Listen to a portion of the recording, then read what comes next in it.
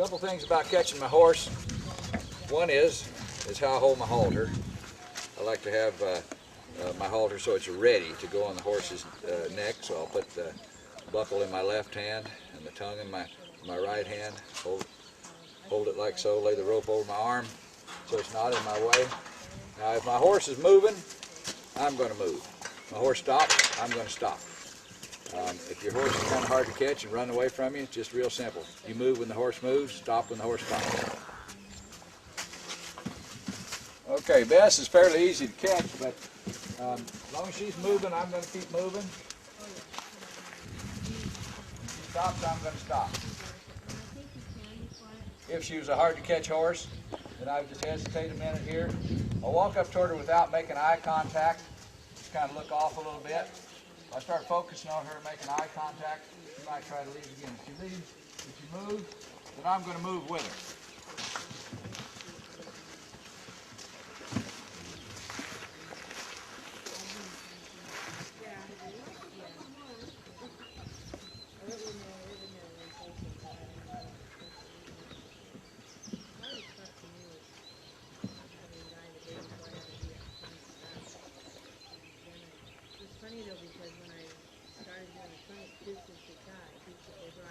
My lead rope's laying over my arm.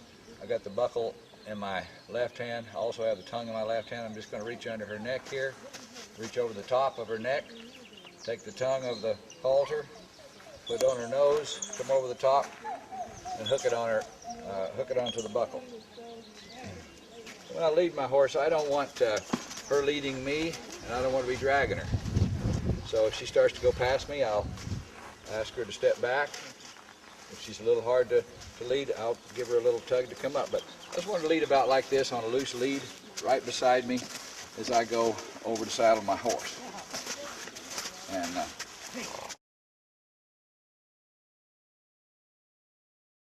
okay, when I tie my horse up, I always make sure I'm going to tie her above where the lead rope connects to the halter here. If I tie her down below, it could cause her to pull back and break the lead rope or get injured, hurt her neck. So I want to tie her above that, above her head, above her, at least above her nose, preferably above her ears. Also, where I'm tying my horse here, there's I just have this little ring wired on here, so if she should happen to pull back really, really hard and break loose, she won't hurt herself or tear the fence down. She would just break this little wire. It's okay to tie your horse solid if you're tying it to something really, really solid and tying it high enough. So then the knot that I'm going to use to tie my horse up with is a quick release knot, and it's a real easy knot to tie. I always say you just make a cross. Would you take the tail of the rope and you make a cross with the rope that's going back to the horse's halter. Then you twist the rope and you just stick the tail of the rope back through it, pull it tight, and that makes a knot that can easily be untied. Your horse might play with the rope and untie it with her teeth, or especially if you're hauling your horse in a trailer, you might want to put this tail of this rope back through the loop there so that it can't come untied. It can't accidentally come untied if you're particularly in the trailer, because if it did come untied, the rope got outside the trailer, got underneath the trailer wheel, then of course you can imagine what would happen there. What these tools are, the brush and the curry comb, I think, and the curry comb you probably wouldn't use on a horse that's already pretty much shedded off like this horse. This is the spring of the year, and so she's shedded off some, and so she doesn't have a lot of hair. The teeth on the curry comb would be to curry in deeper into the long hair that she might have in the wintertime to get the dirt out of it. It also would be used in the springtime when she's shedding to help her to shed and get rid of some of that long hair. And I sometimes use it a little bit on her mane just to kind of get some of the tangles out of her mane. This part of the grooming right here is just mainly for appearance. We know we like our horse to be pretty, show off a little bit. The important thing is that we get all of the debris and dirt and everything that's underneath that saddle. Right here on her back where the saddle's going to go, that's the most important part to get clean. So we just brush that all off with the brush. Make sure her belly, where the cinch goes, is clean There's no stickers or cockle burrs under that. If your horse is gentle like this horse, you pretty much don't have to worry about her kicking or getting hurt. But one thing about a horse that would kick that we'd want to be careful with, of course, is to not surprise her, not do anything and make any quick movements, scare the horse. The other thing is either I want to be close enough to her that when she kicks, she will not have much momentum to her foot, or I want to be far enough away, of course, that she can't reach me. If I'm right in the line of fire here where she can get a really good swing at me and kick me, then I would be in the wrong place, and that could be dangerous. Like I say, the main thing is I want to get wherever the saddle goes, wherever my equipment is, I'll make sure I don't have any stickers or burrs or dirt underneath there that's going to cause her to have a sore back or hurt her when I get ready to ride.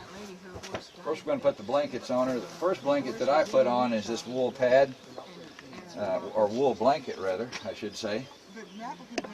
And I put it up quite a ways up on her weather. We want to put most, if there's any excess blanket, we don't want it sticking out behind the saddle, we want it in front of the saddle. Obviously the horse's hair leans toward the back, the grain is sloped toward the back. If we ruffle the horse's hair, if we move forward with this pad, we're going to ruffle the horse's hair. So we can slide it back, but we can't slide it forward, so we just start out with it forward so we can slide it back. I use this type of pad because it's a real tight woven wool pad, or a wool blanket, excuse me. And I've had this for 30 years, this blanket. You can see it's a little bit worn here on the edges, but it was a real good quality blanket. And just the cheap one that you buy in the store can wrinkle up, and it can make a sore on the horse's back. So if you're going to use this type of a blanket, it needs to be a real tight woven one and a real good quality one. We could put the pad next to the horse. This is a kind of a non-slip surface on this pad, and this pad would be okay. This is kind of a neoprene pad. I don't like the neoprene pads that are solid because the horse back can't get any air. The perforated ones like this are okay. There's all kinds of pads and blankets on the market, but kind of a matter of personal choice as to what kind you use. Now, I like to have my blanket just slightly bigger than the pad, so it sticks out just a little bit here, so I know that I've got it even on the horse's back, and I want to have it pretty straight on the horse's back. I like to step back here, look down the middle of their back, and kind of make sure that I got that centered on my horse's back before I put the saddle on.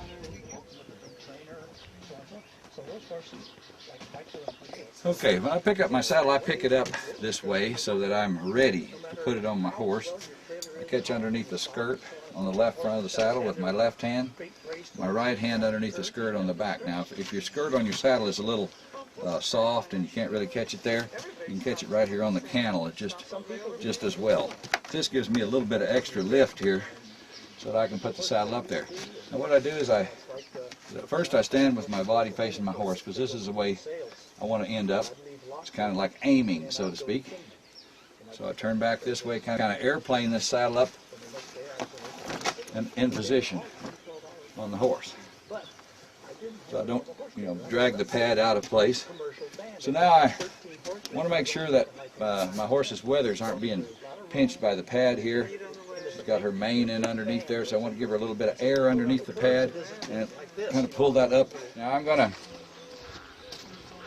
drop the cinch down. I want to let it down humanely. Take this down, get them all straight, ready to go on this side. Then I'll go to the other side and cinch him up, so it's not bothering me. Now when I put this cinch up before, when I put my saddle away, I took the middle of the cinch and folded it under. Came up through the D-ring on the saddle so that it's out of the way, and it's handy and easy to get at. If I was going to haul this saddle a long ways, take it on the airplane with me or something, I'd just make a little knot right here and tie this in place, and that wouldn't be coming down or getting in the way. So But for just putting it in the tack room, I just leave it sitting like that. The good part of that is that when I go to cinch this up, I don't have to thread the cinch all the way through. It's just ready to go right here, and I can just pull it, and I am through the cinch. I like to use the buckle. Some people will tie a knot here, and that's okay. I like to use the buckle, and I like to just go through 2 times, so there's just 2 layers of this on my cinch. Because if I get in trouble, I want to get my saddle off quick, then I can do so. I like for my horse to, I like to teach my horses to move their feet forward, so that the cinch doesn't pinch them here on the belly. I just train them that way. I just put my foot there and ask them to move their foot forward. And then to begin with, I just snug it up, because I know I'm going to have to retighten it later. Pull that slack back so that the buckle tongue is in place here, so it won't come undone. Put the tail of my cinch up there. Now the back cinch, I will not buckle tight unless I'm going to rope something. I'd like to have a little slack there so my horse can breathe comfortably. If it's a horse that's inclined to buck a little bit, the tight cinch might encourage the bucking. So I just like to have my back cinch a little bit slack, but not so slack that if my horse fell down or kicked at a fly on his belly or something, if this cinch was too loose, like so, then he might be able to get his foot caught in his back foot caught in the cinch if he pawed at it or something. So I'm just, or kicked at it, I should say. So I'm just going to make it so that it's just got a little bit of room there, a little bit slack right there. And then I'll retighten that cinch before I get on my horse. I'll put my stirrup down. I'm not just going to let it flop down and bang my horse. I'm going to put it down easy. So that now my saddle's all centered on my horse, straight with the horse's back. Same amount of pad sticking out on both sides of the saddle. Air underneath my pad. Cinch is snug, back cinch is loose. And so now my horse is saddled and I'm ready to bridle the horse. Bridle the horse. I'm just putting my bridle right here on the saddle horn for a minute just to keep it out of the way. I use this little Bozell. This kind of a homemade one out of a rope, but a nice rawhide braided one would be better. And just the purpose of this is basically to keep your horse from opening his mouth, gapping his mouth open. Plus it makes a good way to lead and tie up your horse if you have this little, I call this a get down line, properly put on. Now I don't like to bridle my horse with my horse tied to the fence. If something happens, my horse gets scared and pulls back. So I'll just undo that knot. Just have my horse step back here a little bit so I got plenty of room to bridle her properly. I'm going to take the halter now and just unbuckle it and just hold on to it, let it slip down off of her nose, and just buckle it around her neck just so she feels like she's still caught, so she won't run away while I'm putting this on her. So I'll just slip this little Bozell on her and put it up over her ears. I'll be gentle with her ears. Now I can undo the halter and get it out of the way. Now I'm going to tie this little get down line around her neck, and I'm going to use what we call a bowline here. In order to use this type of a rope on your horse, you got to know how to tie a bowline or some knot that will not slip and can be easily untied. If the knot slips tight on the horse's neck, of course it could choke the horse. So I'm just going to tie a bowline in here. I'll go through it just real quickly. We just say, okay, we fold it, we make a hole. The rabbit goes in the hole. He goes around the log and back through the hole. Let's see here. Back through the hole. So that we come up with a bowline knot. I want that fairly snug right around my horse's neck so it's not slipping back and forth. And then this knot's always easily untied no matter how hard the horse pulls back. I'll be able to untie this knot. Let's do that one more time so that we just make the hole in the log, we're going to call it. Rabbit goes through the hole. He goes around the log, back through the hole. Pull it tight. So I want that fairly snug right up around my horse's neck right there. Now, you can use that without the Bozell, but the Bozell keeps the lead rope in position here. This might be a little bit loose on this horse. Normally we'd probably want to have that up a little bit tighter. I just like it loose on my horse because this is a good gentle horse, and she really doesn't even need that as far as keeping her mouth closed or for any part of the actual riding of the horse. So now I can tie my horse up with this rope. I can get leader with this rope, and I'll just carry this with me all the time. It's a nice little light rope that I can use for what we call a get down line. Now I want to put the bridle on her. I want my reins, I'm using roping reins here today. I'm going to lay this lead rope over my arm so I can get a hold of it if I need to. And I'm going to put the reins over her neck so that they're not hanging down here so she could step in them or any bad things could happen. And I'm going to put my hand right between her ears right here. This way I bridle my horse. Somebody might tell you a better way. And then I'm going to put the hold the curb strap up here with my hand and help guide the bridle with my hand. I stick my thumb right in the corner of her mouth there and kind of push up, and she'll open her mouth. I put that bit in without banging her teeth so that she's learns to accept the bit without any pain or anything that might discourage her from taking the bit later on. So then I want to put her ears in here without hurting her ears, twisting her ears, or bending her ears around. Just do it so that it's comfortable with her ears. If you start hurting your horse's ears, she won't let you touch them. So now she's bridled and saddled and ready to go. Now I wouldn't leave these reins laying up there and tie my horse up or lead my horse or anything, because if she puts her head down, those reins could come down. She could wind up getting her front foot in there, so I'm going to be careful with those reins. I'm either going to undo them or hook them over the saddle horn. These aren't quite long enough to hook over the saddle horn, so I could just undo them and then put them over the saddle horn if I'm going to lead my horse around. I don't like leaving my horse tied up with those bridle reins on there. But I could tie her up. Move this halter out of the way so she couldn't step in it. I could tie her up with this and she'd be fairly safe, just like I did with the lead rope before. If the horse gets her leg over the lead rope, some horses will panic and actually hurt themselves, tear the fence down, all kinds of stuff. So I want it fairly short here so that my horse can't hurt, that her nose can't reach the ground. She decides to reach down and graze and get a piece of grass off the ground or something, winds up putting her foot forward, stepping over the rope, then that'd be a real bad experience for me and Bess here, both. The thing I'll mention here while I have my horse tied up here is that we've took some precautions here. We have a lot of people coming here to the ranch with their horses and so forth, and some horses that might paw and get their foot caught in the fence. We just put some plywood on here so that they can't accidentally get their foot through the fence. Also, another thing that I will mention is panels. Move my horse back here so you can see this panel. Panels that have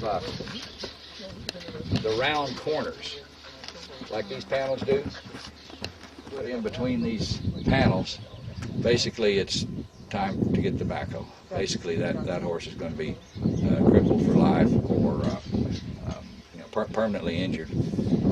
Might wind up being a broodmare, but never be rideable again because the whole entire weight of the horse is going to be on the ground here pulling on this hoof. So if you have these round panels like this, that's just a precaution. I just put a little piece of metal across here because this is the area where we tie up horses. Some of the horses that come in here are strange to us, and we don't know where they might pull back, rear up, paw the fence or whatever. So if they paw the fence here, they could get their foot caught. If they tied them someplace else where there's not one of these things to protect it, they could get their foot caught. So I take the precaution, tying my horse in the middle of the panel, putting some plywood up here so they can't paw the fence, and even going ahead and putting the guard on there so they can't get their foot in there. If somebody accidentally tied their horse in the wrong place, they could possibly get their foot caught. So now my horse is ready to go. She's saddled, bridled, and ready to go.